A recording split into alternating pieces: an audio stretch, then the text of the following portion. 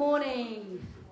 Good morning, Mr. President, ladies and gentlemen, and a very warm welcome on behalf of the New Pact for Europe Consortium to this debate on what are Europe's strategic options. My name is Jackie and I have the privilege of moderating our short discussion this morning. This, of course, a decisive moment for the European Union as Europe continues to struggle to recover from the crisis, as it digests the lessons of the European elections, and as we move towards the changing of the guard in the EU leadership and consider the priorities for the next 5 years. So what are the options for Europe as it contemplates its future amid the many challenges it faces? Is it on the right path, or is a change of direction needed? Is new momentum needed to revitalise the EU? And could that be driven by a new pact, a pact between its member states, between the EU and its citizens? Those are the questions the New Pact for Europe project has set out to answer, and those are the issues we're going to discuss this morning. The way this is going to work is we're going to have a very short presentation in a moment of the New Pact for Europe project and its first report. Then we are going to hear from the President of the European Council, Herman Van Rompuy. There will be an opportunity for just a few questions after he has delivered his speech. And then we will move to a panel debate to discuss both the report and what the President has said. And at that point, I will also give you another opportunity to ask questions or make comments. But now, without further ado, it is my pleasure to give the floor to Janis Emmanouilidis, who is Director of Studies at the European Policy Centre, a member of the Reflection Group, which is working on the New Pact, and also the man who has the thankless task of being the rapporteur of the group to try and synthesise all the very rich discussions that have been taking place both here and across Europe. Janis, over to you. Thank you, Jackie. Good morning, Mr. President. Good morning, ladies and gentlemen. As Jackie said, what I will try to do is put things a bit into a context, in the context of the New Pact for Europe project. As Jackie said, one of the key objectives of this project is to foster debate within member states, also between member states. And we started this process in a bit of an unusual way. We didn't come up with our concrete ideas and recommendations, but we thought it would be wiser to come up with what are the potential strategic options and discuss these options in the member states, but also with you today. And then that's what we did. We went to 70 member states, had more than 45 events with citizens, so-called ordinary citizens, policymakers, stakeholders, with media representatives. In these 45 events which we made, we got a lot of feedback. What I will do over the next remaining 9 minutes is two things. One is to describe you in a very telegraphic style the 5 strategic options which we had worked out, and in the then remaining minutes give you 5 main conclusions of all these events which we did at member states level. The 5 strategic options. I will present them in a very objective way, not defending or supporting any one of them, and only the basic rationale of them. If you look into our report, you will see the details with respect to the measures and with respect to the advantages and the disadvantages we had developed together with the Reflection Group. Option 1. We have called that going back to the basics. If you use the analogy of a gearbox, that would mean that you are putting in reverse gear.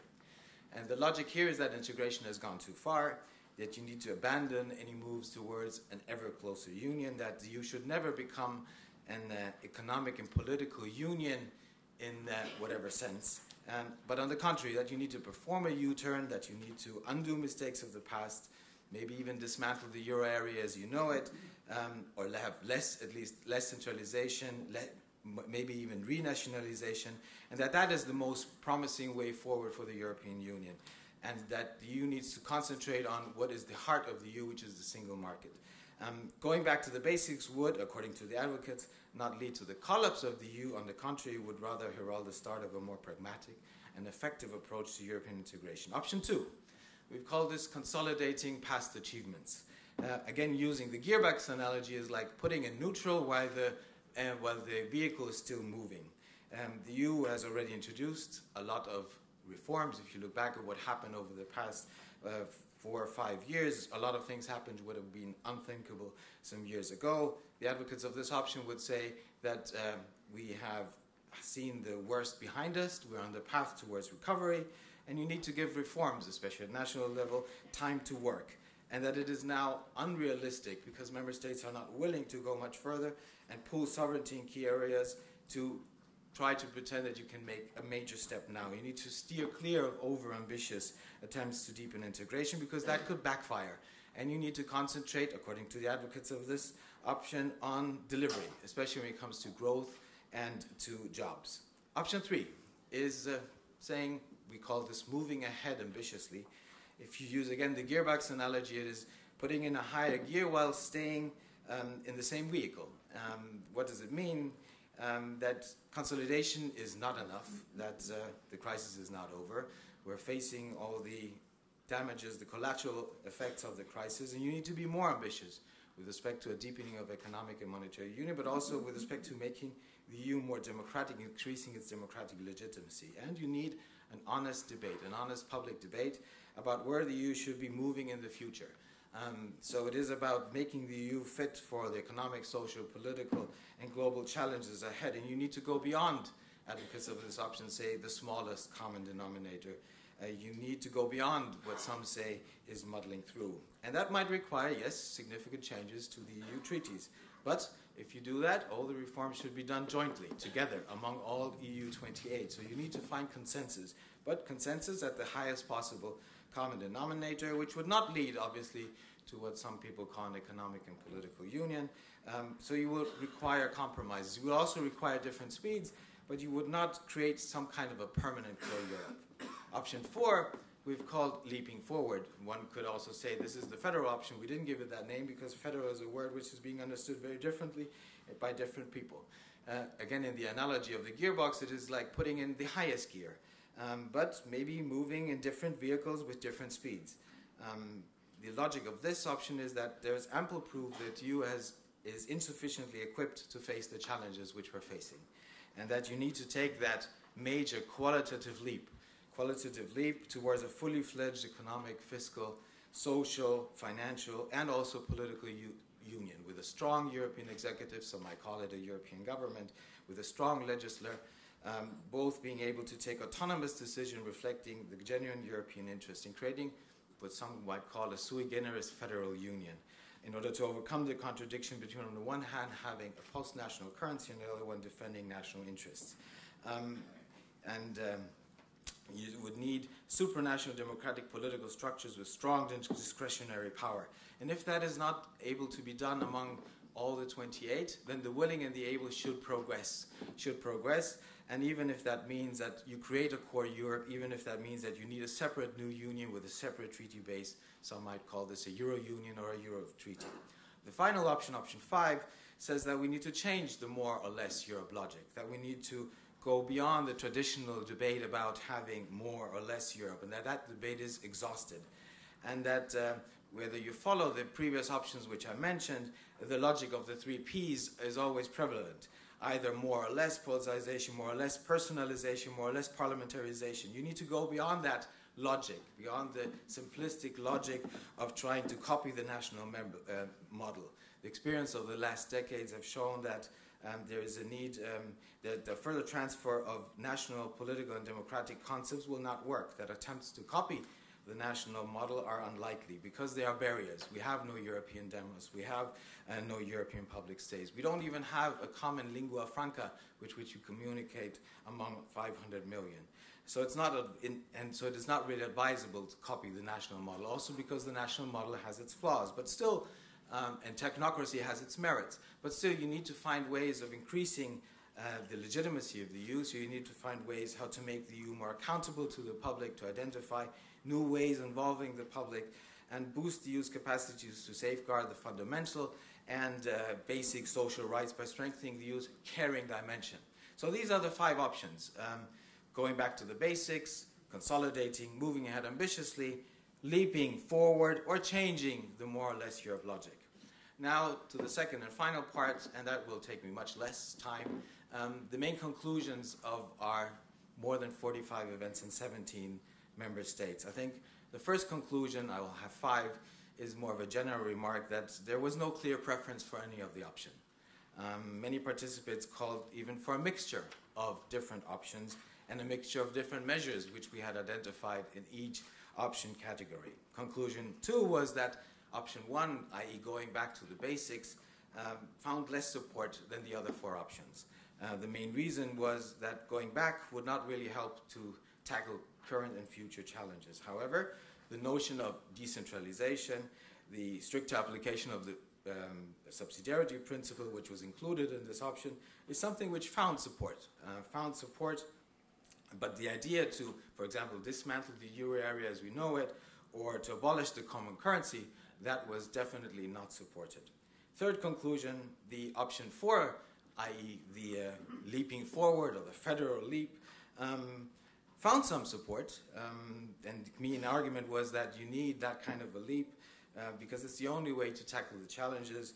You need ultimately to have, together with an economic and monetary union, also a political union. But for many, option 4 was rather a long-term vision, an objective, but not really a practical option at this point in time. There were also other opposing arguments saying that option 4 is impossible, and attempts in this direction might even overstretch the EU if you would try to do this at this juncture where we find ourselves, and that it could lead to, I quote, disaster.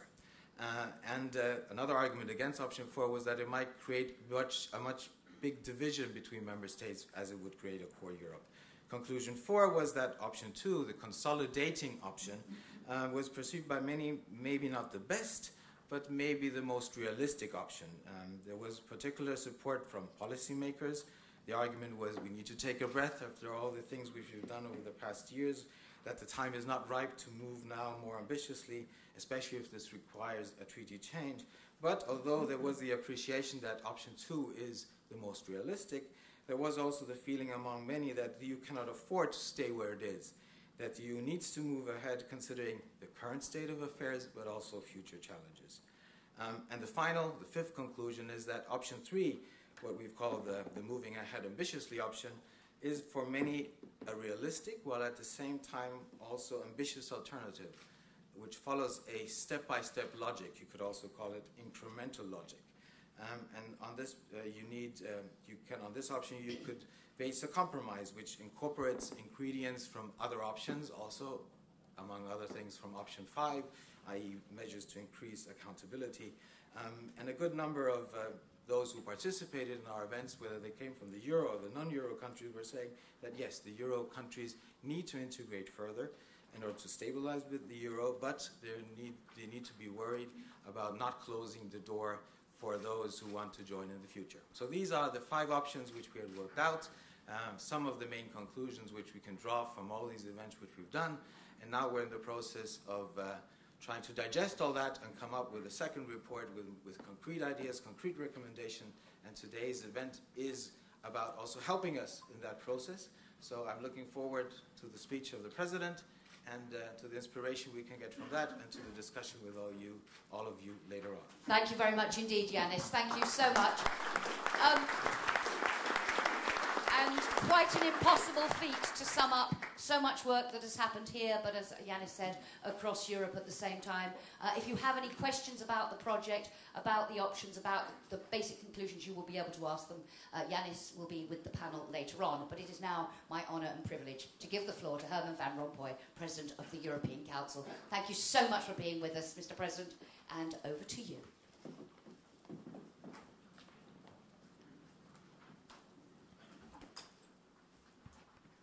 Ladies and gentlemen, good morning.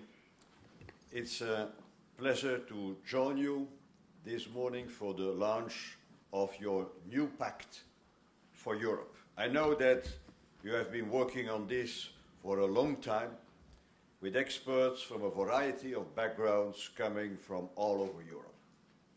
Getting so many think tanks and foundations to work together is certainly a challenging endeavor. Getting them to agree on a joint report, probably even more so.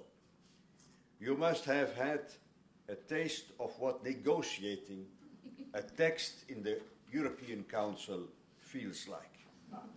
Even if we are usually not allowed to come with 5 options. It would make my life much easier. As the European Union prepares to open a new institutional cycle with a new leadership, we have been engaged in a similar exercise, reflecting about the Union's future, its challenges, its priorities. To this effect, thinking in terms of options or scenarios, as you have done, is intellectually useful, but I have also learned that more often than not, building Europe is not about a grand design and master plans, but about finding concrete solutions to immediate problems. My time in this office, indeed, my political experience over the last 30 years, and my intellectual and political heritage all influence my judgment.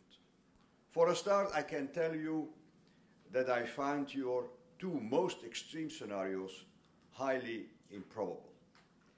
Undoing the European Union, retrenching behind national borders, and pretending that this will restore lost sovereignty and improve welfare is an empty promise. Some will say that it has been done before, that the world of today is not eternal. Some 100 years ago, we were indeed a fairly united continent, with ease of travel, deep trade links across Europe or European capitals, and a rich common culture. What Stefan Zweig regretted later as the world of yesterday, die Welt von gestern, which we let go. And we lost, in this world of yesterday, we lost our soul in the chaos and the brutality of the two world wars.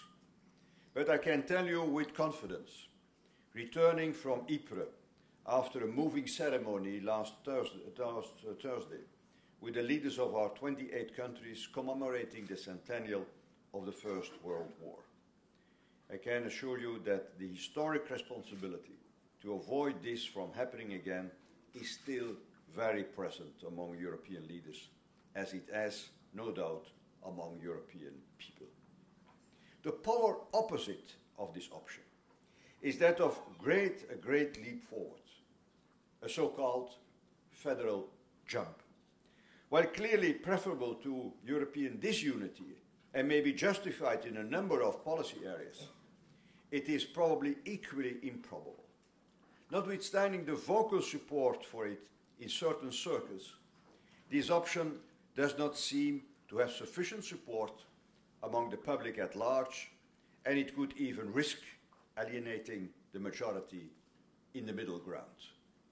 Of course, I know the frustration, sometimes the anguish of building Europe with small steps, each step seeming too small and too slow to address the mounting challenges that we could face far better together.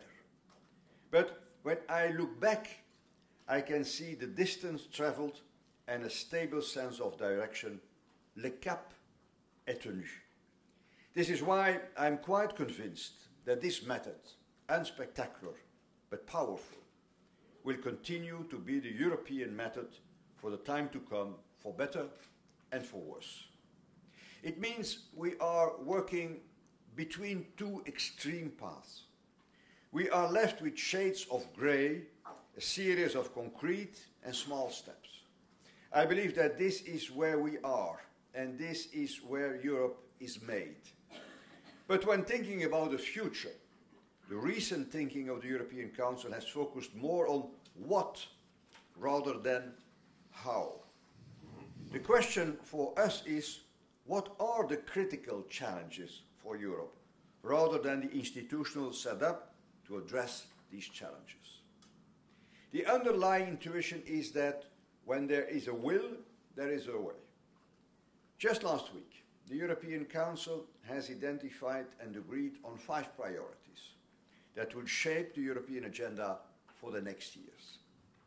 This was the gist of our discussion last Thursday evening in Ypres after the commemoration at the Meinen Gate. I can tell you that the emotion and the sense of history remained present throughout the evening. and still resonated the next day. In a nutshell, the 5 priorities we agreed are stronger economies with more jobs, enabling societies to empower and protect all citizens, a secure energy and climate future, a trusted area of fundamental freedoms, and an effective joint action in the world. Let me just single out 2 of them. Stronger economies remains, of course, the #1 priority. In a way, it is the basis for everything else. In the media, there was some attention to the leaders agreeing to put the built-in flexibility of the existing Stability and Growth Pact rules to good use.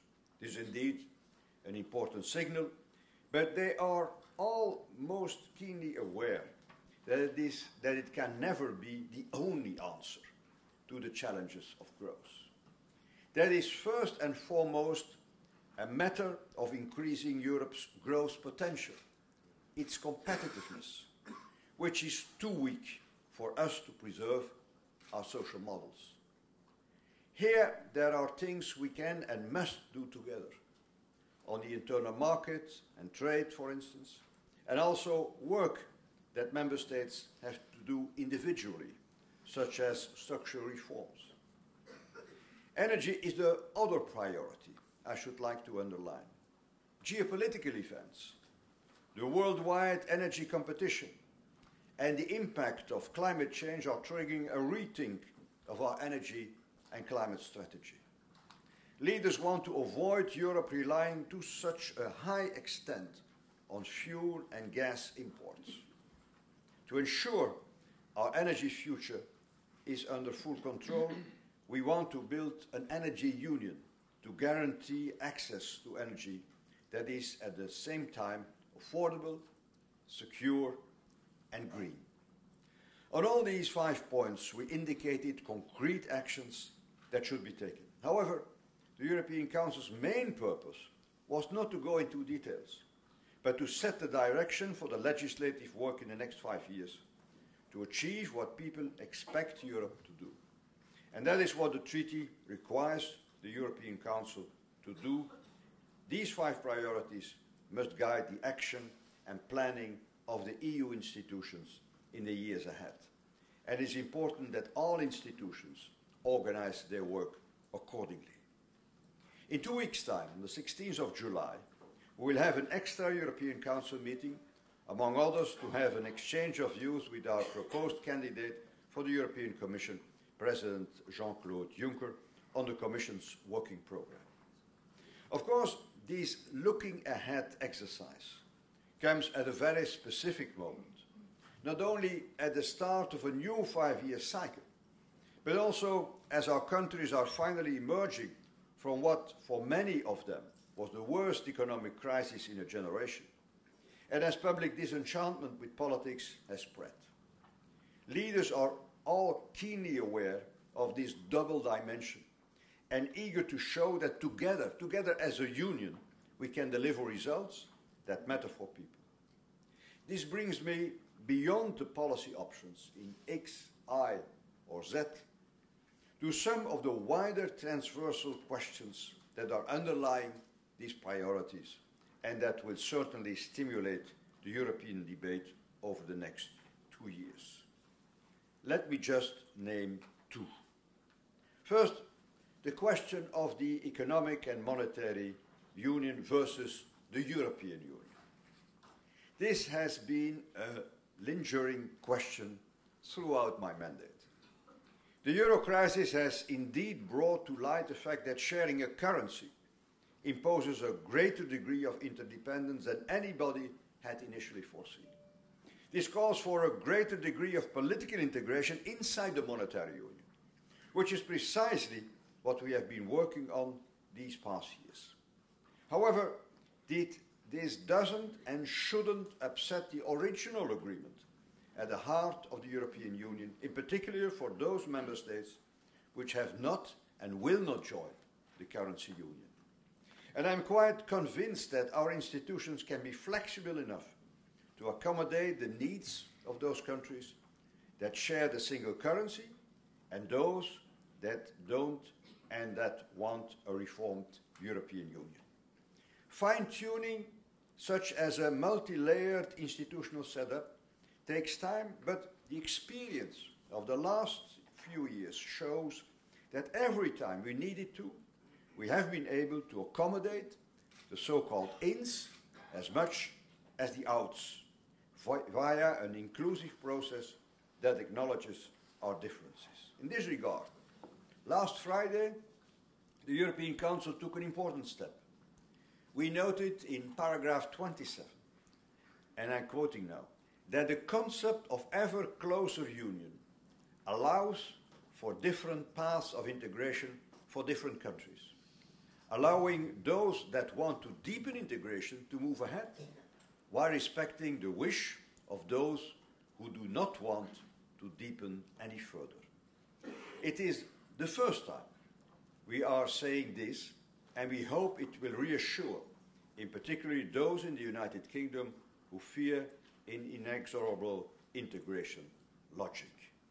I am not saying it is, but I know the fears are there. The second transversal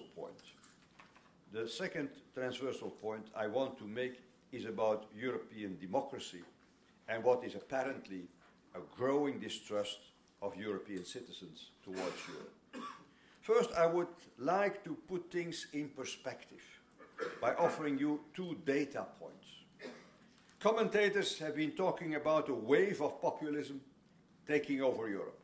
I don't want to sound complacent or to ignore the rise of dark forces in some corners of our continent. But when you look at the European Parliament today, mainstream parties have the same share of the seats as they had in the early 90s.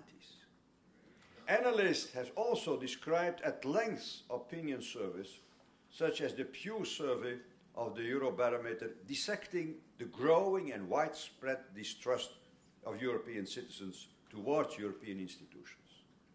These numbers must ring an alarm bell. But what is interesting, however, is that in many countries, the confidence and trust in national institutions is even weaker. I take no comfort in this sad fact, but it seems to indicate that this is not only about Europe, but maybe a wider crisis of politics that begs deeper questions. Questions of society, of culture, of the relationship of citizens with public authorities in all our dimensions. This is not to deny there is not a specific European subdimension of this problem. In my view, it is not just about institutions and elections. More fundamentally, it is worthwhile to look at how people perceive and relate to the Union, how they experience it, and I should like to develop this point to conclude. The starting point is a sad observation. It seems people today see Europe as a reason they feel powerless and without a say, whereas our Union was precisely built to make them stronger and regain a grip on their own history. One way to understand this public disenchantment better, to understand it better, as I set out last May in my Charlemagne speech in Aachen, is to see how our Union is above all experienced by people as a space and hardly ever as a place. Space and place are really not the same thing. A place brings protection, stability, and belonging. It is a home where people feel at home.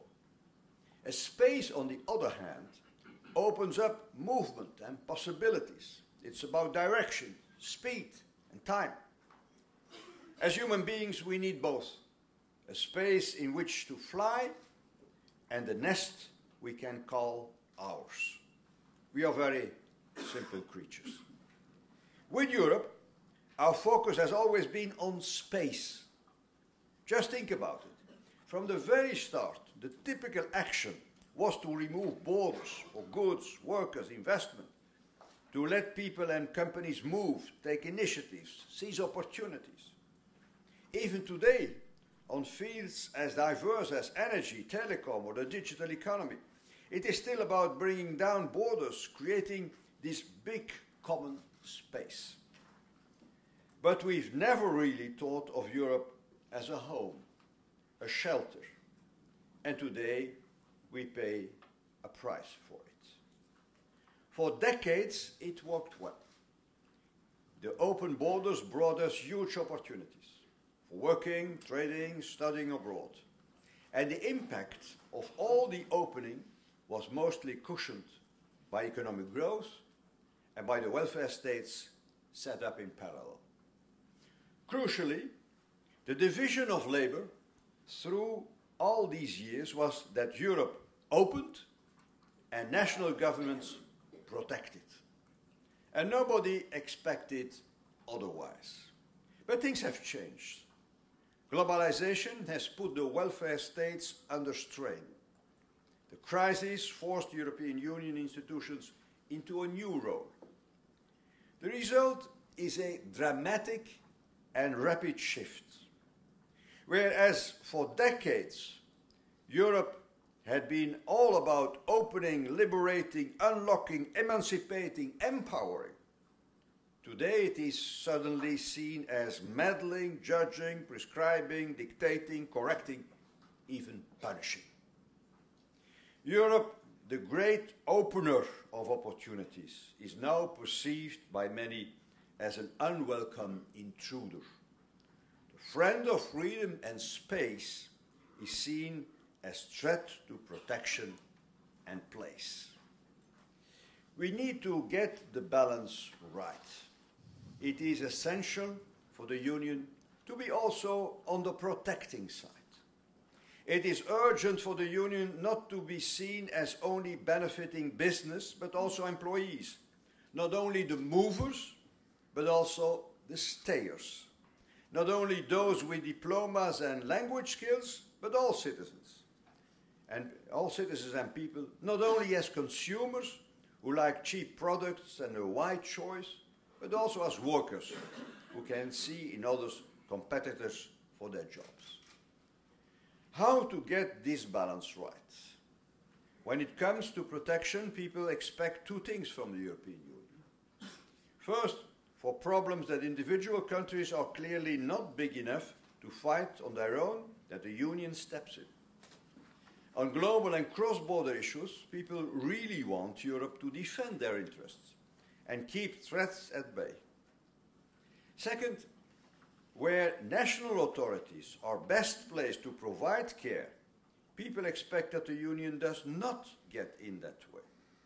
Indeed, there are cases where precisely because of its scale, the Union must tread softly, not disrupt, but respect familiar places of protection and belonging, from national welfare choices to regional traditions and identities, all the way down to local cheese. From this perspective, the citizens' message to the Union is clear.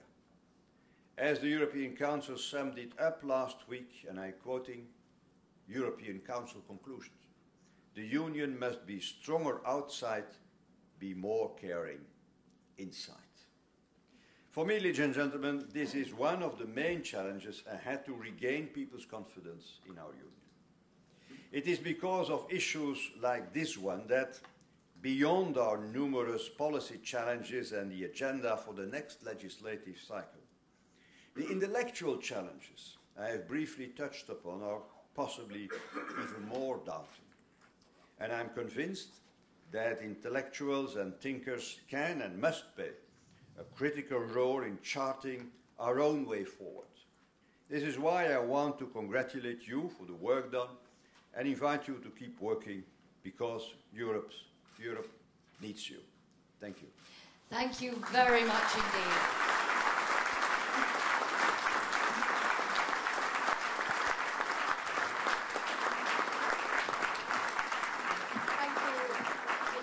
For that very frank and very thought-provoking assessment, and particularly that piece where you ended on the public's perceptions and how we address that.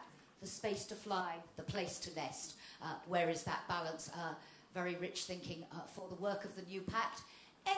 I'll take a few if there are any questions for the President before he goes. 2 requests. Please introduce yourself and please be brief. We don't have long and I'd like to squeeze as many as possible. And I'll take a few and then come back and you can respond just to make best use of the time. Please, Madam. Good morning, Mr. President.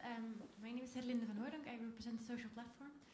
And my question specifically about the strategic agenda that was set by the Council is how is it going to be articulated with this other strategic agenda agreed 5 years ago, the Europe 2020 strategy? Is it going to make a change? Is it going to have an impact? What is the relationship between those two? Between the two. Thank you very much. I think there was another one behind here. David, hang on. Can you pass it down, please? Thank you very much. David Price, I'm a journalist, Democracy and Schumann.info. I'd like to ask about honesty and democracy. Democracy, for 60 years, the treaties have said we should have a single electorate law, and not as we have 28 national electorate laws. And secondarily, on honesty, we had an election for the President of the European Commission. Not a single ballot paper, as far as I know, had this is an election for the European President of the Commission.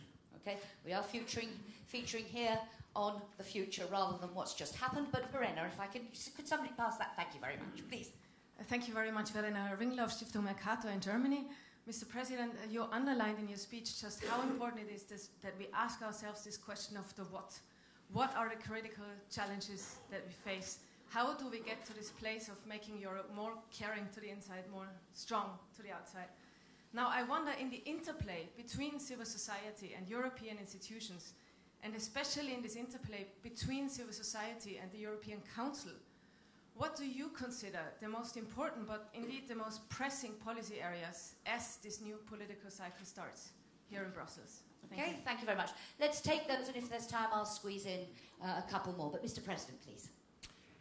Thank you for those 3 questions. First of all, what is the relation between our strategic agenda and the EU 2020? There is no contradiction between both of them. We are implementing the EU 2020 strategy. On some of the 5 objectives, we already delivered, especially on education. On some, we are lagging. On some, we are even, the word lagging here is really an understatement. As far as poverty is concerned, for instance, and that's more a national competence, we know it. Instead of having 20 million less people in poverty, at risk on poverty, we will have 4 million more. So we missed the target with 24 million up to now. So here we have to correct. That's why I attach particular importance in the strategic agenda to point 2, although it is not really a competence of the EU institutions, but it has to be an objective for all the 28 member states together, joining forces, giving the same impetus at the national level. By the way, we will review the EU 2020 strategy next year. And it could be a good occasion to bring this EU 2020 strategy in line also with the strategic agenda. As I said, there are no contradictions, but we can adapt it to the new challenges we discovered in the last years. Second point on the single electorate laws. It is still strange that you have an election for the European Parliament and you don't have, and now speaking on the very, very long term. And so I warned the journalist, I made no spectacular declaration, I'm speaking on the long term. It is strange that you don't have a European constituency. We have the same debate in my own country, because we are all elected in my own country in a constituency belonging to one of the 2 communities.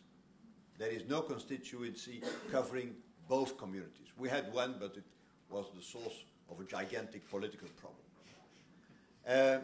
I happen to be elected in that constituency. We remember it well. Yeah.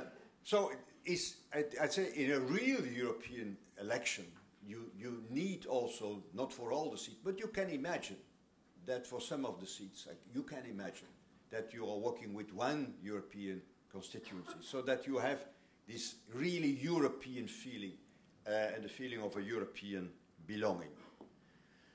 The election of the President of the European Council is still an indirect election by the European Parliament, even if the European political parties are playing no more important role than in the past. By the way, we had an interesting discussion in the European Council on this very topic last Friday.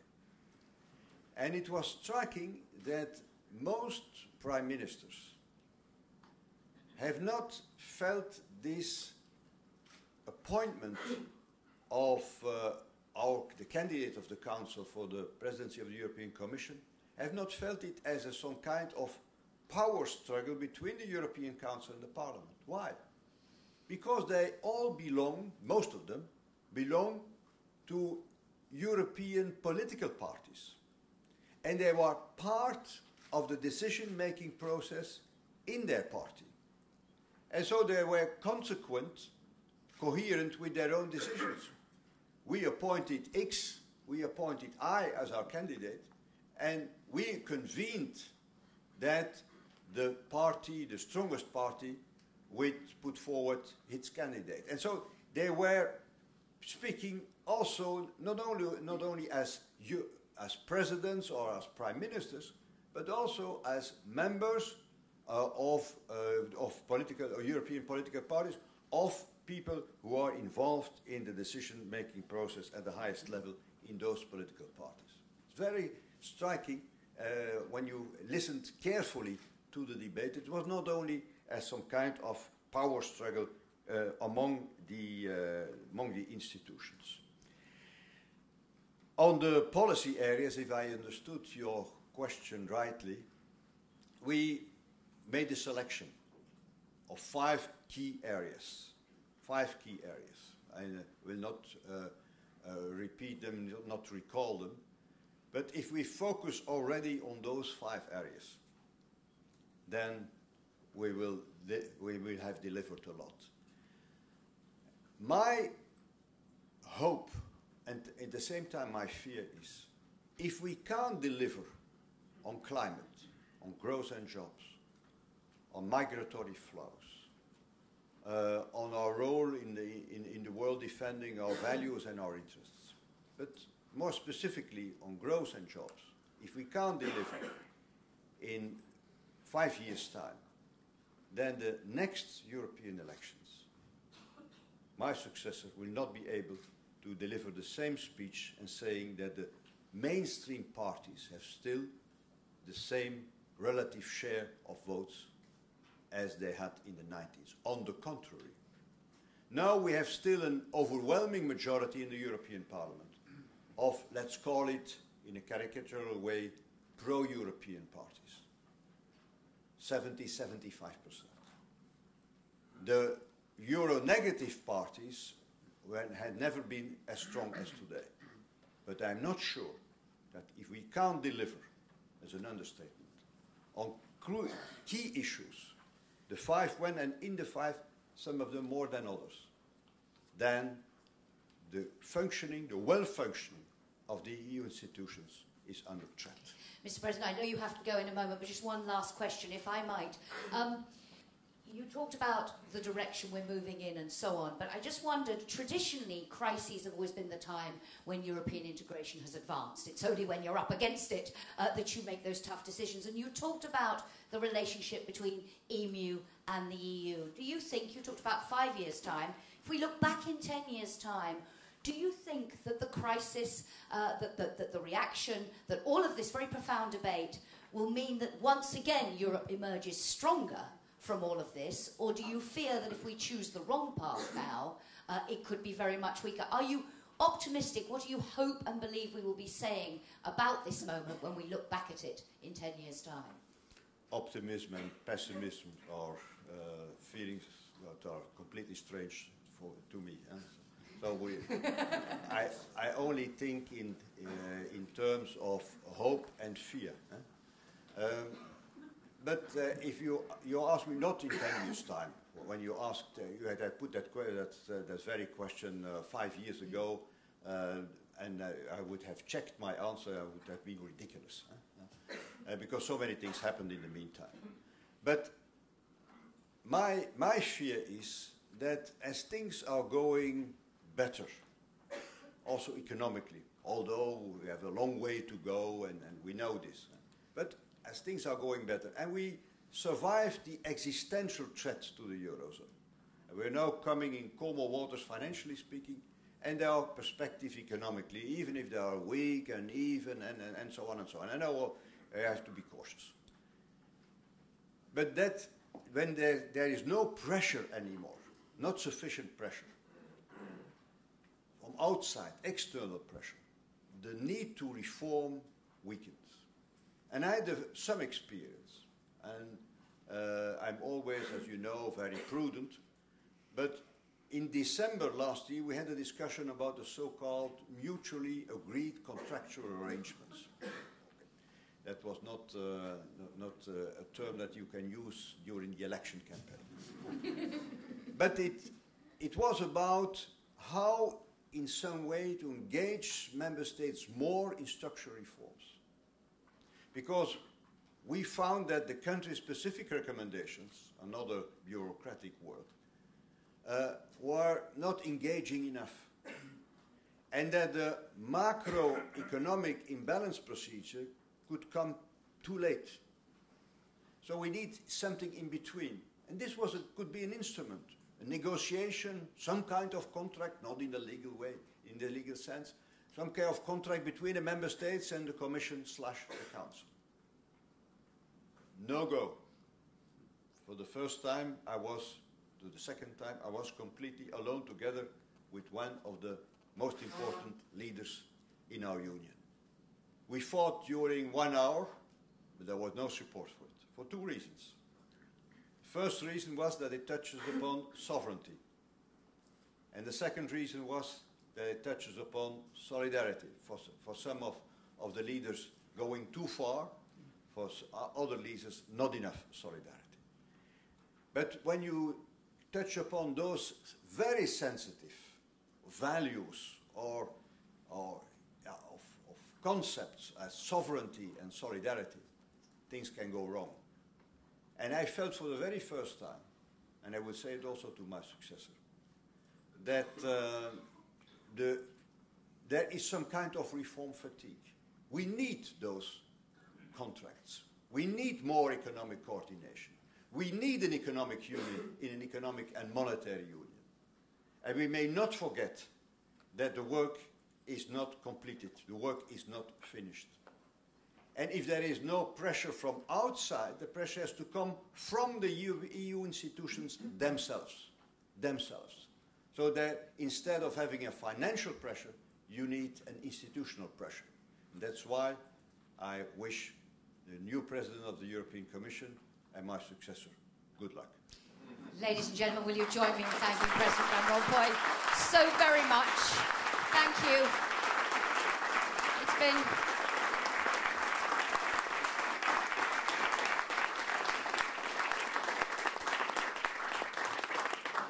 so much food for thought, so very rich. Thank you so much, Mr. President. I know your schedule is incredibly busy and you have to slip away, but you will hear from us again in the autumn when the second report of the new Pact for Europe is published. So, we have heard about the importance of this moment for the European Union. We have heard about the scale of the challenge we face. The President there highlighting that economic challenge. If we do not deliver on that, he says, the voters will deliver their verdict and it will be a harsh one in 5 years' time. But also this broader sense of how do you reverse that sense of disaffection among the public with the European Union. You have heard in outline the options that were identified through a very rigorous process for the different ways Europe could go. a very neutral process to try and identify all those different paths, and then to discuss that, as you've heard, in national events across the EU, and now coming back together here in Brussels to try and digest all of that, distill the lessons, and come up with some recommendations for that new pact. I'm going to bring onto the stage now 4 people who've been very much part of that process to discuss both the options, what President Van Rompuy was just saying, and how they see the way forward. So as I introduce you, please do come and join me. Poul Christoffersen, who is, I have to say this as of today, the former ambassador of Denmark to Belgium. Poul, it is great on your first day of liberty to have you with us to reflect on the future. He's also, of course, a former permanent representative to the EU, very, very much part of the Brussels fabric. Giovanni Grevi, director of the European think tank FRIDE and a member of the NP Reflection Group. I should mention Paul was on the advisory group. We had 2 groups working on this project. A reflection group who I've had the privilege of chairing their meetings as they have worked through in detail those options, and we forced them to defend things that they didn't want to defend, to have that intellectual rigour. And an advisory group of which Paul is a member that have reacted and commented on the work and given them some broader perspectives on it all. Giovanni, as I say, a member of the Reflection Group. Another member of the Reflection Group, Paweł Świeboda, who is president of demosEUROPA, the Centre for European Strategy, an independent international research institution. And last but not least, Janis, please do come and join us again. So, as I say, these are all people who've been very much and very intimately involved in discussing the options and now in trying to formulate a final report. The president there talking about very interesting description of the EU and this balance between a space to fly and a place to nest. I want to start with something very basic. We've talked about the options for the future, but this project is called New Pact for Europe. Why do we need a new pact? How does the new pact fit into this debate?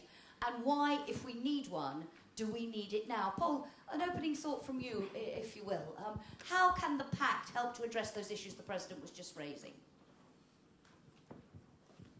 Well, I think that if we take the conclusions of the European Council from last week, the European Council, in a sense, has made a choice between the various options which Janis and the group has set out in the paper. European Council is clearly, for this 5-year period, going for the consolidation option. And then how can that work in practice? Well, we have the strategic agenda. I would be very surprised if Mr. Juncker, when he makes his speech on the 16th in the European Parliament, will deviate substantially from those priorities and those guidelines set out. And if we find ourselves in that situation, for once, we have a common agenda between the institutions. I think we also should expect a greater responsibility from the European Parliament in implementing that pact than what you normally would think, because they, for once, have been part of the process.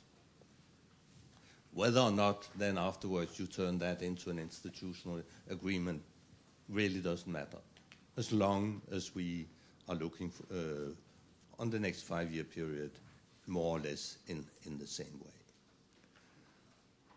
But then, of course, very much will depend on how we implement that strategic action plan, because the level of ambition can be very different. I basically think that we need to work for a very ambitious implementation of those options or those priorities set up. Because if we don't do so, I think the pact will fall apart. Yeah. We will not get a real digital market or an ambitious agreement with the Americans unless we leave a certain leeway for member states to do their structural reforms. Things are linked together in that pact.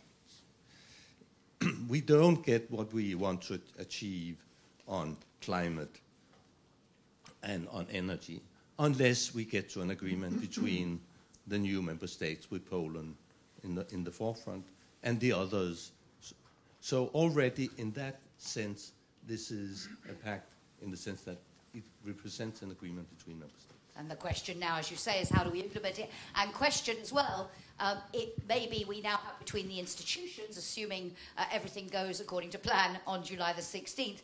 But in terms of also then that pact with the citizens and responding to those broader questions that the President outlined about disaffection. Paweł, for you, why a new pact? How do you see it playing? Do you agree with Poul that we now have some elements between the EU leaders, between the member states and potentially with the Parliament, but does it need to be broader? Well, Jacki, we have a new pact in Europe on a daily basis. I mean, that's the nature of the process, that we have a rolling new pact as we negotiate different things, as we discuss new projects. But there are these points in time when you really need to aggregate these things. And I think after a crisis, which many people called an existential one, time is ripe for this type of aggregation.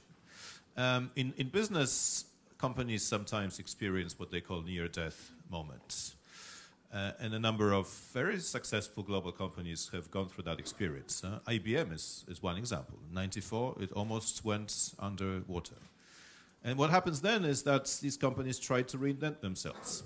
They discuss what are their strongest assets, what type of experience they can bring to the fore, and they look for new areas where they could be active. I think there are really 4 reasons why this new pact is needed today. First of all, because we need to fix a few things. The Eurozone agenda comes in there. We need to scale up. We desperately need to scale up on some of the obvious issues like energy. Energy is really about scaling up, about the generating savings from the economy of scale. It's pretty simple at the end of the day. We need to get the convergence agenda back. I mean, Europe, for many people, for many citizens, was for years about convergence. Now the convergence machine is broken. It has been broken for some time. We need to get it back. And then we need to have something which has never, to my mind, existed, a pact on foreign policy. We started in the 1990s with common foreign and security policy. We now have a very different set of circumstances in the neighborhood and in the wider world. And we need to have some basic lines of agreement on what to do. Okay. Giovanni, the President said, in his experience, building Europe is not always about grand designs and master plans, but more about finding concrete solutions to immediate problems. But he did set out for him that fundamental dilemma that the EU faces, that balancing question. Paweł there highlighting why for him this is that moment where you address those more fundamental questions. Why for you? Why a new pact now? The crisis that we have been dealing with for... yes, it works. It's the fine. crisis we have been dealing with for years now has gone through different phases. But what is common to these different phases is that I think there are causes and there are symptoms. And I think that most of the financial, banking, fiscal aspects of the crisis that we have seen very much prominent are all an expression of a more fundamental political crisis. And the political crisis of the European Union, in my view, didn't start in 2008, 2009 with the impact of the financial crisis coming from the US. It actually dated back to an earlier neglect of the European project, a neglect that found its expression, for example, in a lack of investment and attention into the convergence between different patterns of economic development within a monetary union, and therefore also in, a certain relax with a view to the rules of the Stability Pact and so on and so forth. All of that, a lack of ownership, I think, or a waning sense of ownership of these European projects, again, before the impact of the economic crisis. So a political crisis at its root, and then also a political crisis in one of the more far-reaching consequences of the economic malaise that we have been going through, that is the disaffection from Europe that we have seen growing, and the fragmentation, the various fracture lines in between countries, in between electorates, in between political parties at home, in between people and elites. I agree, President Van Rompuy mentioned the fact that, yes, there may be mistrust vis-à-vis the EU, but across a number of member states there is at least as much mistrust vis-à-vis national political classes. So a bit of a crisis of democracy to some extent. And so if this is in many ways a political crisis throughout the different phases of the last 10 years, I think that the solution has to be indeed institutional, indeed technical through different policy solutions, but it has to be ultimately political, hence the need, as Paweł just said, of aggregating different necessary steps into a message. I think that the vision is important because in politics, visions have always motivated people and built communities. And here we need to build a European community. So we do need that sometimes derided term, the vision thing. Janis, you were very rigorous and very disciplined in following the rules of the project so far in outlining those options. And you, as you said, in a very neutral way, you drew some conclusions from the national events that discuss those options. Two questions, if I might, for you. Why do we need a new pact now? And talking about a new pact implies there was an old pact. Giovanni there talked about fracture lines. What for you, explicit or implicit, was the old pact, and why now does it need fixing? Well, let me start with the first point. Why do we need one? And I think there are two reasons. One was already mentioned, which is if you read the situation of the past 2 years, since the end of 2012, when we saw the bazooka of the ECB coming out, when the situation in systemic terms, i.e. the fear of a euro explosion becoming less and less, we see this increasing reform fatigue. So what President Van Rompuy was already indicating towards is correct. And you see a reform fatigue, and to quote my colleague Rosa from an event we had yesterday, it is about, seemed to be about doing less, but doing it well, which is indicating that you are having a kind of loss of ambition, which has to do with the current situation, which is good news because the situation is not as bad as it had been. However, it reminds me a bit of the mistake which we have done when we conceptualized and put into place the euro, when we were told there are certain things we cannot do because there are limits of how far we can go. 10 years later, we experienced what we experienced. We all had to, individually and collectively, had to pay a high price for that. So I think you need a new pact in order to get out of the situation in which you are now stuck.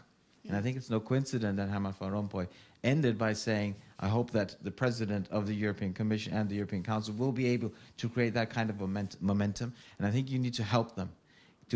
It will not alone come from institutional pressure. And the second one is, I think, the need for debate. We need to have a debate about where the EU should be heading towards. And we need to have that at national level, but we also need to have it at transnational level. Why do we need it? Because I think what we've seen over the past years happening is an increasing divide between also member states and national societies. If you travel around, and as we did with the New Pact initiative, you sometimes get the feeling, I got it at least, that people are living on different planets. They do not understand each other. They interpret the situation in very different ways. And you need to get people together in order to understand each other, in order to make the next move. So you need a real transnational debate, because otherwise what we experienced over the last 5 years, this blame game, the resurgence of nationalisms will continue and remain in collective remembrance, and you will pay a price if you want to be more ambitious in the future. So that old pact really was a sense of a common understanding of what Europe was for, which we don't have now, and a sort of permissive consensus. It makes us, as the President said, Europe makes us stronger, and therefore is a good thing. That has broken down, and that's why you need, and as you say, as a trigger, the momentum. People don't feel exactly that. They don't feel that there is this added value. There's a loss of this feeling. Linked to that, and I want to ask you one more question before I come out into the room. The President said when he was talking about the European elections and how you interpret the results of those elections, that he thought a simplistic description of it as a wave of populism didn't quite get to it. He talked about a wider political crisis, much broader. I wonder if you would agree with that, what lessons you draw from the European elections and what implications that has. The thinking on the Pact began many, many months ago before the European elections. What impact those results have had, if any, on your thinking about the Pact and what it needs to focus on? Any thoughts on what conclusions do we draw from the elections? Paul? First of all, I think it's very difficult to draw general conclusions from the debate, but again, I think we should be very, very careful in saying, well, after all, we still have 75% mainstream parties in favor of the European construction, because even in those mainstream parties, you had, during this election campaign, voiced severe criticism against what is happening. In the end, they voted for their traditional party, but let's not pretend that everything is fine and dandy. But of course, things are very different in very different countries. However, one thing which I think is common to many of the discussions, that is that there is this sense of we want to do less, we want to do better. As was expressed by the President of the Commission, Europe should be big on the big issues and small on the smaller issues. To some extent, this is dangerous territory, because one of the big ideas of the European construction is, for instance, the internal market. This is one big idea. But in order to be big on the internal market, you do need to do a number of enormously small and detailed things. And when people in the campaign came up with examples of where the Europe had gone too far, very often these examples came from the internal market agenda. Mm. This does not mean that people are against the internal market, but this shows a lack of information and the need for more debate. Interesting, because one of the things that came out, and Janis mentioned it at the beginning in his conclusions from the national debates, was this sense that consolidating generally wasn't enough. But when you look at the moving ahead more ambitiously, in some areas, yes, but in others, as you said, you need to decentralize. So there seem to be echoes across the two, but as you're pointing out there, one member state's big is another member state's small as well. Who defines what the big is and what the small is? Paweł, for you, the implications for you of the election results, what do they mean? Have they affected your thinking in terms of this pact? Have they changed the way you see it? I think President Van Rompuy is right that there are some systemic features which we had seen at play. And to my mind, they have to do with the fading away of the mainstream consensus. And that's a direct result of the crisis. The provision of public services is going to be different. There is going to be fewer resources at the hand of the state. So the citizen will feel that the offer has changed, and that he or she needs to take things into their own hands much more than before. I think that affects national politics, and it affects European politics as well. And then when we look at the electoral map that emerged from the elections, it's a patchwork. Many countries, you have from 5 to 10 parties that came out more or less with the same strength in EP elections. So it's a more granular reality that we have to come to terms with in Europe and find a way to manage our way through. In the US presidential campaign, there was this term micro-targeting, which I strongly dislike because it sort of treats the citizens as targets of political machineries. But there is something there, namely an appreciation that at the end of the day there is an individual, there is a citizen to whom you have to reach out. And from my experience, I come from southeastern Poland, so from my experience, people don't engage in Europe because they think it's too distant, but also because they rarely see Europe coming to them with a message that they can understand.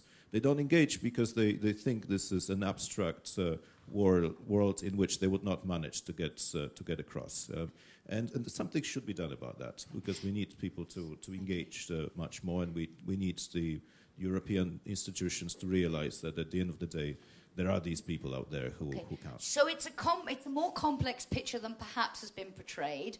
But nevertheless, Giovanni, for you, I mean, there is this sense as that this is the first day of the new European Parliament, and a lot of emphasis has been put on the fact that the majority of seats still are with the mainstream pro-European parties, and a sense that they, at least, are trying to make sure it will be business as usual. Can it be business as usual? Is that the right response, not to over-dramatise the results because of this complexity? Or do you feel it should change the debate and therefore have profound implications for this new pact? No, it cannot be business as usual, which doesn't mean to see drastic changes overnight, but it means to have a stronger sense of a steady engagement and commitment into strengthening the European house. This is what I mentioned before, a sense of ownership. This is for us to move on. This is for us to drive.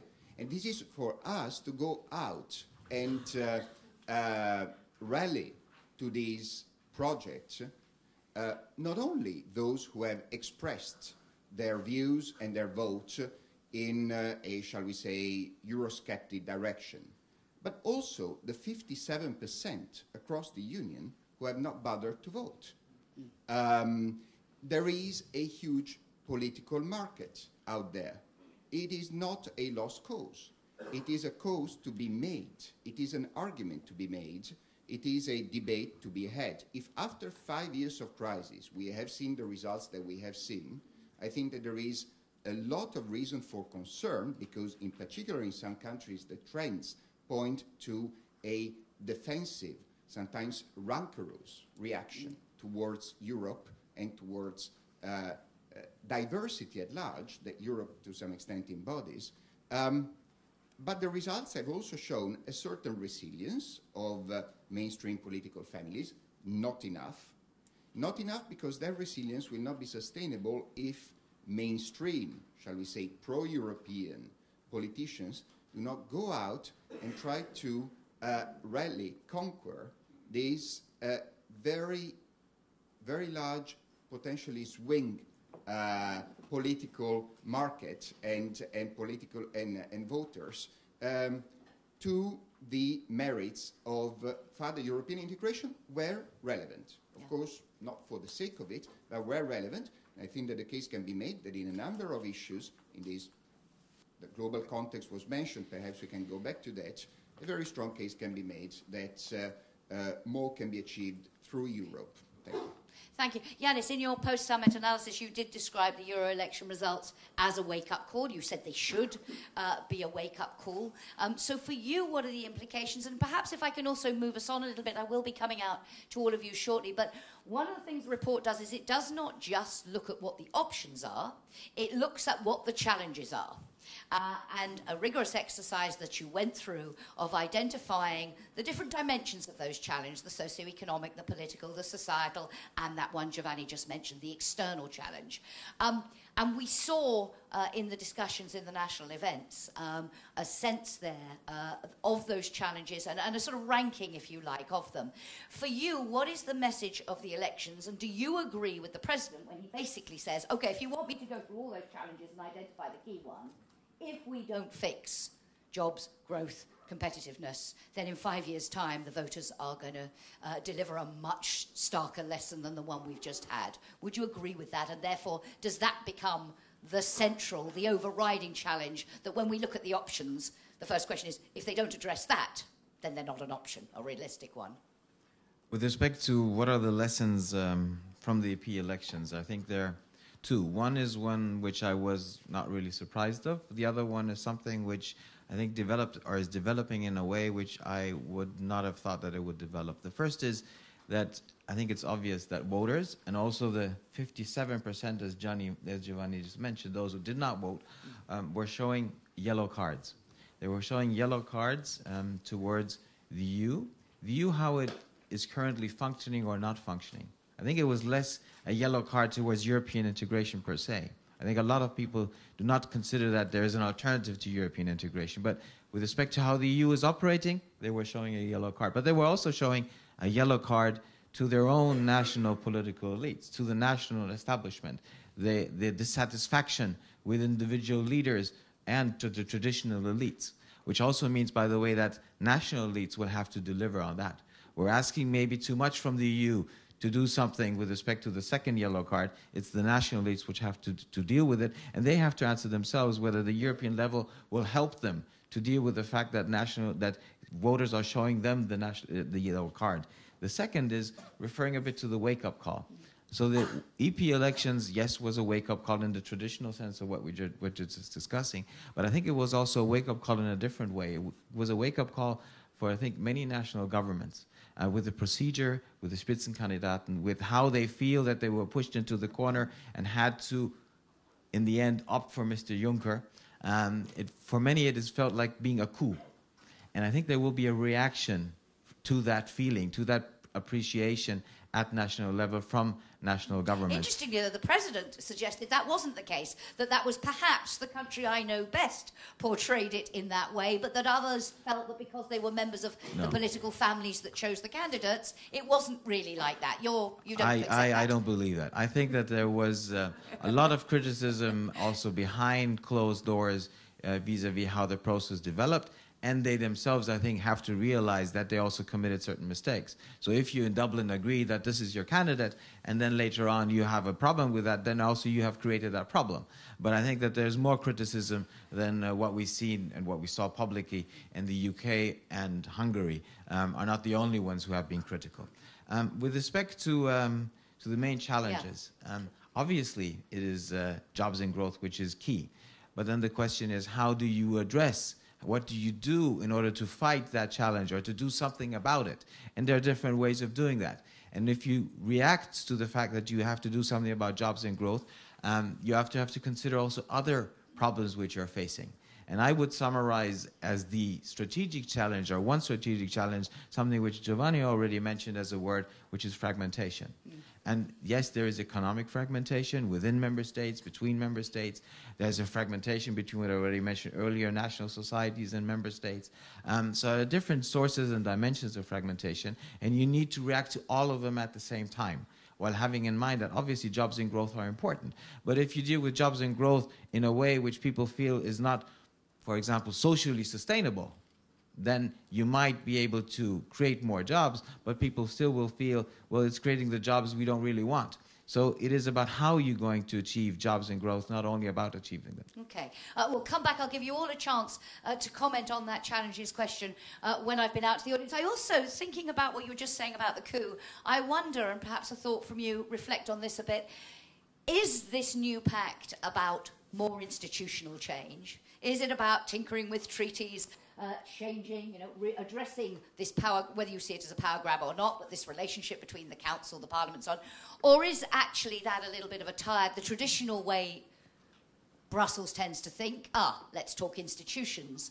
Is the answer not so much institutional as policy focuses and ways of doing business that go beyond any institutional framework? But just I'll get a thought in that in a moment. But if there are any either comments or questions about the pact, about the process, does anybody want to join our discussion at this point? Hang on a second, Christophe. Let me come over to you. And as I say, please be brief so we can cover as much ground as possible. Thank you, Jackie. Christophe Leclerc from the Policy Media. You're active in 12 countries. You got good credits from the president for involving intellectuals and thinkers, and congratulations for organizing these 45 events in 17 countries. That's really impressive. I think, though, we do all agree that we need to open up the debate. For example, there was a question earlier about merging the 5 strategic priorities with what is left from the Europe 2020 agenda.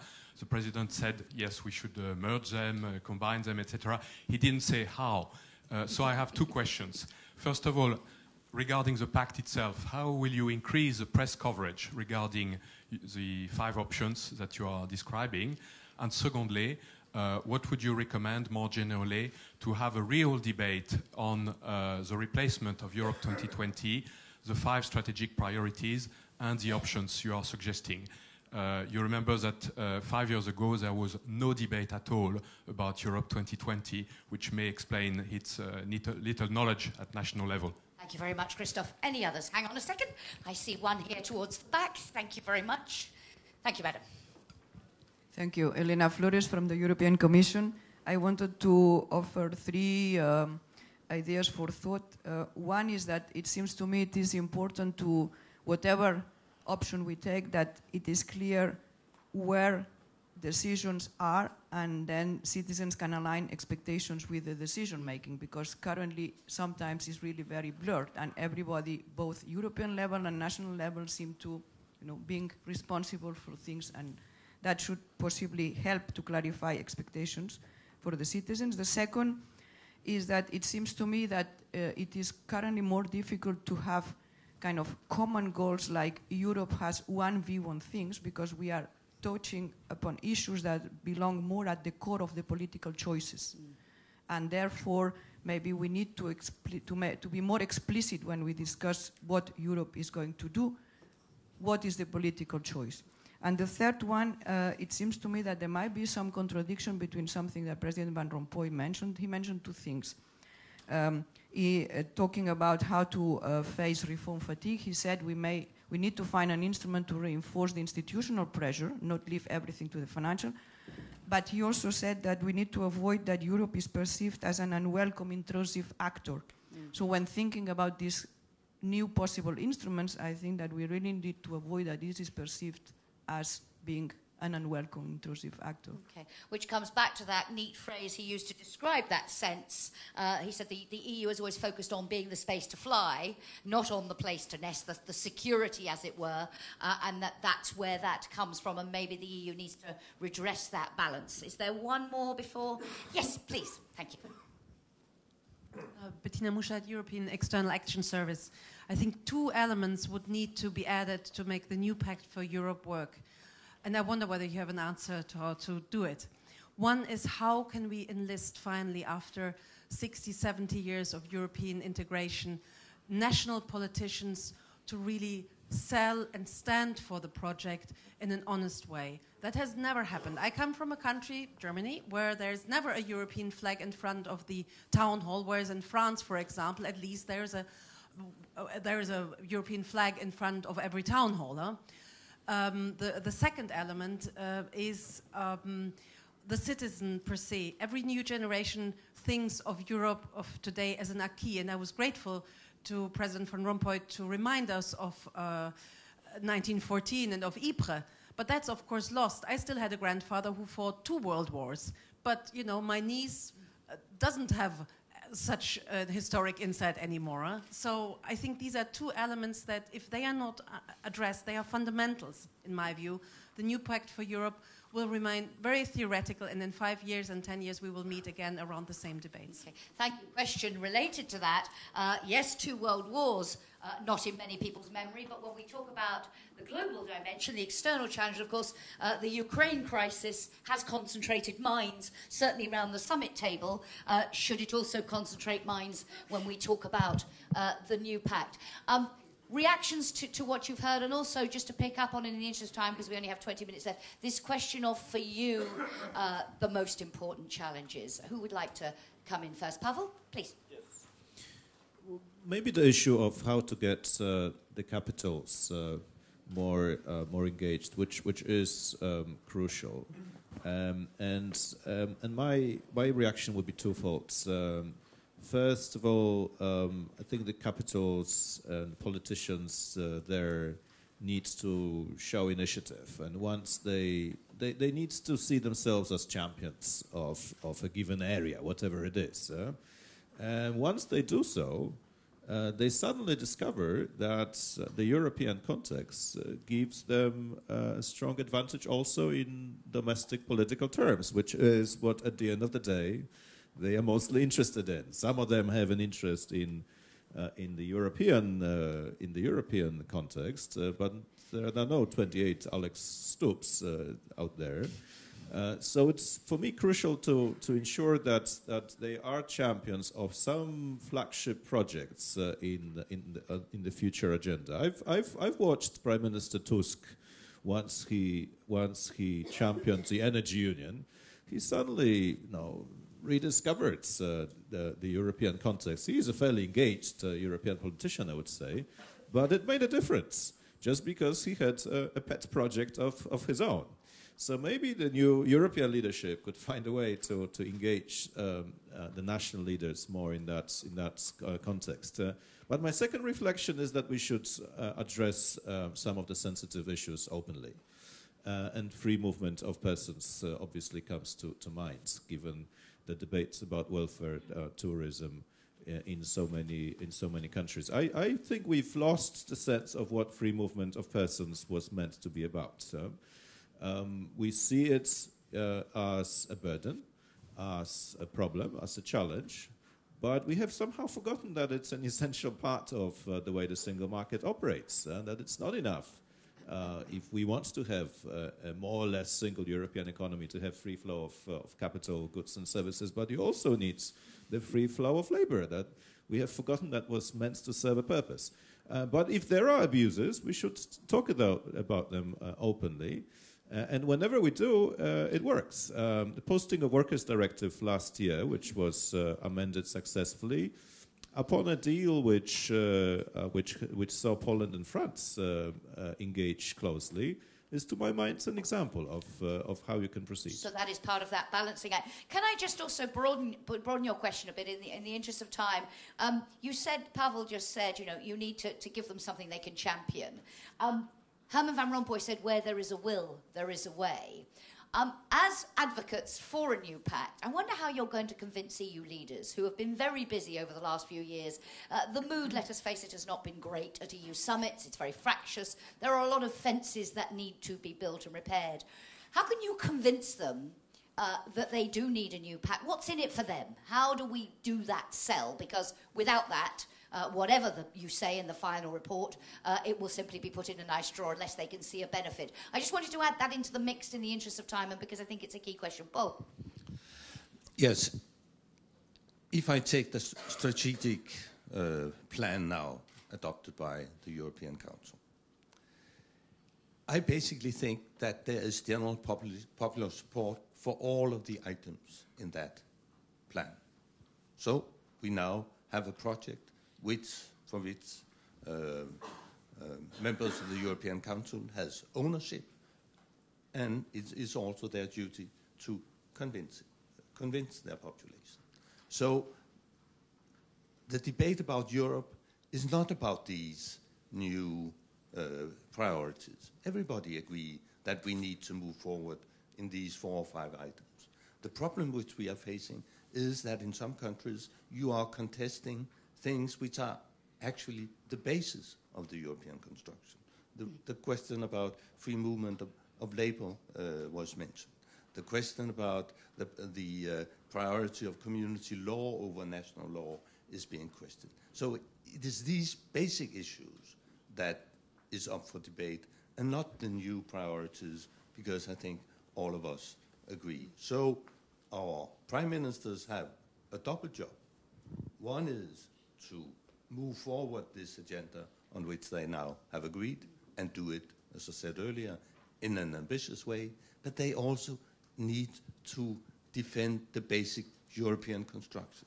And you, as a person who advises politicians, would say you need to do that because if you don't, the consequences will be? I mean, is that where you use the European election results? Because there's nothing that concentrates minds like losing elections. Is that where you would yes. say the consequences will be? Sure, like President Van Rompuy said, if they don't do that, they will face serious difficulties when they come and face their electorate 5 years from now. But there's also an upside. If they do this, I mean, the climate 5 years from now could be different and could be a climate which would make it possible to move on some of the more ambitious options. So it can deliver what you need and you can mitigate the circumstances. Janis, could I ask you particularly because... sorry, if I just could add, you said, Jackie, that crises concentrate people and is a process which makes things move traditionally. Forward. Yeah. Traditionally. I question that. If you look back over the history of the European Union, take the Single European Act. We made the Single European Act after we had solved the UK budgetary problem and after we had concluded the enlargement negotiations with Spain and Portugal. It is this feel-good factor that allows us to move forward. The same thing with Maastricht. We had concluded the first Delors package on the financial perspectives, which gave the courage to Genscher and Dumas to relaunch the question of economic and monetary union. So it is not the crisis, at least not immediately after the crisis, that allows further steps. You need to have a period of Although calm. President Van Rompuy suggests that the calm is precisely what he fears in terms of moving forward now. Yes, you need the ambition level. Janis, please comment on this, how you're going to convince politicians, what's in it for them. But could you also pick up on Christoph's point about press coverage? Because there has been, because of the national events, quite a lot of press coverage of the first stage of this project. But there is, after the next report comes out, plans to go out. And how do you keep that real debate going, that genuine public debate? You said was needed. He's questioning how do you actually do it. Well, first of all, I would start with a more general remark related to the project. I think we need to be humble, but at the same time also be ambitious and strike the right balance. We will not be able to change the world in Europe because of our project. And there are also other projects which we are trying also to link to in order to make a difference, in order to create a certain momentum. Having said that, with the media, this has not been easy because we presented different strategic options. And selling different options is something which is difficult to sell to the media and via the media. Some took it up, especially at national level when we had the debates, it was taken up. But it was not easy. It will be easier when we come up with the second report with concrete ideas, concrete recommendation, which, by the way, then afterwards we will again go to member states and have debates there. So the process is ongoing. It will lead us at least to the beginning of next year. I want to come back to some of the points were mentioned and the questions raised. Yes, today it is a blurred situation. We do not know who's responsible for what. Yes, it is about making political choices. And yes, the EU is being seen as an, to quote the president, unwelcomed, intrusive actor. So you need to do something about all of that. I think one point is, which was already mentioned by Paweł, is to convince the elites. Elites at national level need to be convinced that it is in their interest to do certain things. I think we have a crisis among the wider public, which people then call a democratic crisis, legitimacy crisis, but we also have a crisis of legitimacy among the elites and with the elite. So we need to get them on board. Political choices, I think we have already embarked and we are on a road towards a higher level of a politicization of the European Union, which sounds theoretical, but it's already seen in practice. And what we saw at the last summit was a sign of that, increasing politicization. And I think it is a path we have to go. It's going to be difficult because it is about political choices and it won't make the business easy. And with respect to the intrusiveness, I think there are some things you can do. with respect, for example, to the country-specific recommendation, which sounds very technical, you need to find a way of creating ownership at national level. And yes, it sounds, again, technical to have contractual arrangements, but I think that is something, a path which you should continue thinking about, and link that, by the way, also to money. And the final point, which is addressed towards my mother country, which is Germany, the fact that the EU is also being felt as being intrusive has to do with an imbalance between member states, and the fact that we have one member state, Germany, which is so strong. And I think that creates certain impressions which in the end makes business at EU level much more difficult. Which contributes to that fragmentation that you've been talking about. It contributes to many things and to many appreciations. Even the discussion we had last week, there was a question as to whether Germany dominated too much with respect to who will become president of the European Parliament and how that affects other decisions. And we've seen that repetitively over the past years. And I think that's something, but it's something which Berlin has to do. Okay, I want to put you all on the spot in a minute and ask you to really identify your priority in a very brief way where you think we should be going. But Giovanni, before we do that, how do you talked about ownership as well earlier, how do you convince those national elites? And could you pick up, please, on this question about world wars and so on? One of the elements we've been talking about is the EU as a stronger global actor, something that has been addressed by the group, but also obviously in the summit conclusions. What impact, if any, do you think the Ukraine crisis might have in terms of addressing some of these issues? Briefly, if you would, so we have time to put you on the spot before we close in just over 5 minutes. Please. Thank you. Actually, when it comes to national politicians, I think that there is a growing sense that scapegoating Europe pays diminishing returns, pays off less for national politicians. Across a number of countries, some of the governments which have been taking a stronger, shall we say, not theological pro-European position, but practical pro-European position, meaning let us see what we can get out of this union together as opposed to antagonizing or alienating each other, have actually scored better than some others who have been perhaps more tempted to come to terms with more Eurosceptic messages. So scapegoating Europe is not necessarily a recipe for political success at the national level. I think that is something that is emerging and in some ways creates incentives for national politicians, incentives that do not come from Brussels but actually come from their own national political debates. It's often said that the politician thinks of the next election and the statement of the next generation, but it seems that if you don't think of the next generation, you are probably increasingly likely to be in trouble in the next election too. And 2 words on Ukraine. On to Ukraine and the global stage, I think actually Ukraine is facing Europe with the fact that the kind of words of global governance, effective multilateralism that Europe saw coming and wanted to contribute to build 10 years ago or so is certainly featuring much more fractured lines, more competition, more potential tensions. Now the question on that is very simple. Europe gives scale, gives the ability to engage when it is possible to engage, negotiate when necessary, investment treaties, FTAs, and respond to antagonistic positions. And the kind of sanctions that Europe put across can have an impact if they are put across at 28. The kind of dialogue and engagement that Europe can have and opportunities, including in economic terms, that can come from that are interesting because they come from a single market. Okay, going to stop you there because I want to try and draw some conclusions.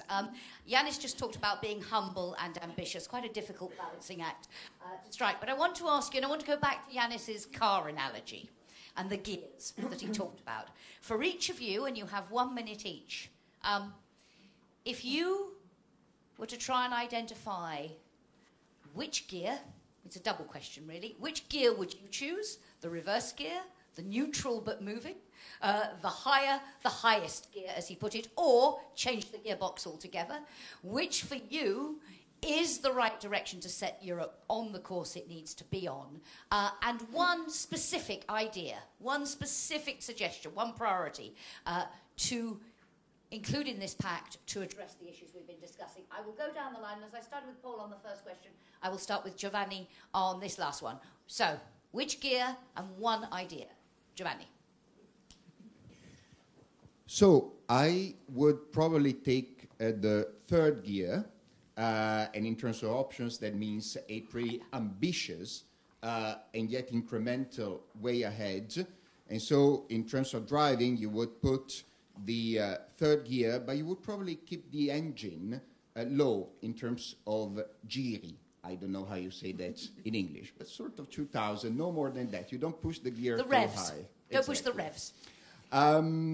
And so that means actually setting a clear sense of direction and proceeding in realistic terms. As to priority, I think, frankly, is, at least to me, difficult to disagree with the fact that the priority is growth. That translates into jobs. And I think that one of the ways in bringing that about is to create some sort of capacity, some sort of channel to mobilize large-scale investments in European networks that can deliver both growth and tangible benefits in terms of jobs on the short term, so as to reconcile the perspective and the short-term advantage. Thank you very much. Paweł, then Paul, and then I'll give Janis the last word. Paweł.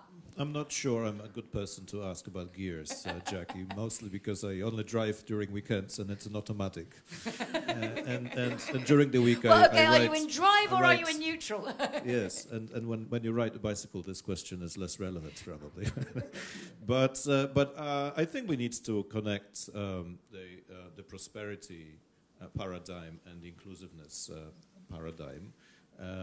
Because both are going to be crucial in this period, and what it comes down to for me is investment in people, and what I fear most is that we're going to lose out vis-a-vis others in this area. I mean, already when you look at the universities' rankings, we are somewhere in the third or fourth 100. If you ask yourself why we are lagging behind the US in productivity, it is, most studies say, the way we use ICT. So it's not investment in ICT, which we have a lot of, but it's our clearly inability to use these technical means to the same end that the others. This means skills. So I would say skills for the future would be my priority. Paul. Well, I'm clearly in the consolidation scenario, but I contest that the consolidation scenario is sort of a muddling through scenario, or one where we are in neutral as far as the gearbox is concerned. If we take the strategic options now adopted by the European Council and really seriously implement them, then we are doing quite a lot. And that certainly cannot be considered as standing still. We will be moving forward by using the instrument which we have at our disposal, and it is possible, but it requires ambition, and as I said before, it requires that we move on all the elements and not just pick and choose certain things. Priorities, yes, again for me, growth and jobs. They are linked to the others. Structural change. Yes, but in order to promote structural change, we need to get the economy moving. And we need to get a better balance in the adjustment responsibility between the weaker and the stronger. The stronger needs to do more. Thank you. Janis is in the middle of trying to write the first draft of the final report, so he's in mid-reflection. So I don't know whether I can draw you on for you where you are in terms of the gears. But a reflection from you as we close this debate, particularly in terms of how this feeds into the thinking of the advisory group, the reflection group, all the work that's being done. Has today made your job easier, Janis, or harder? Why did you have to remind me of that job now? No, it hasn't made it easier because it's not an easy job in general. And we're doing this job collectively, so I'm only trying to humbly serve the group and be the pen. With respect to the gears, I'm sure that putting in reverse gear is not the right thing to do. I understand those who say that putting in the neutral gear might make sense and is something which there are strong arguments in favor of it. But I think that it is not enough because of the challenges we're facing. And that's why I would say we should not think that it is, and that links a bit to Paweł's weekend driving, that we have a car with an automatic gear. There is no automatic gear. We have to consciously put in the gear ourselves and work on that. It will not come by itself. And I'm a bit doubtful that the pressure will come, as President Van Rompuy said, from the institutional side. I think that you need to have pressure on the institutions to do certain things, which leads me to my key priority, which, and I won't mention jobs and growth or skills, or not even the need for a grand bargain or a new pact, but I think that you need to put pressure on the system by having these kind of debates and other debates. And you need to have honest debates, and you need to reach out, which means for those of us who are operating in the Brussels bubble, that we have to exit the Brussels bubble, and we have to find ways of getting the non-Brussels back to Brussels and create a kind of a two-way street, which is transnational. And we try to do this with our project, and it works. If you ask people, ordinary citizens also, to reflect, and you present them these kind of options, and they have the feeling that you're going to report back to what is happening in this town and in other places, then they want to be engaged. So I think you need to create that degree of engagement. So the process is as important as any outcome that comes from it.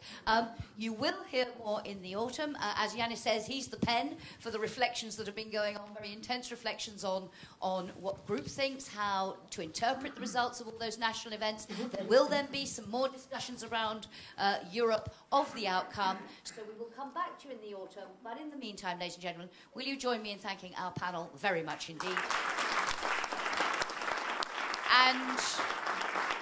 And also, thank you very much to all of you for coming, for being with us today, and for your contribution to the debate. Have a good day. Thank you.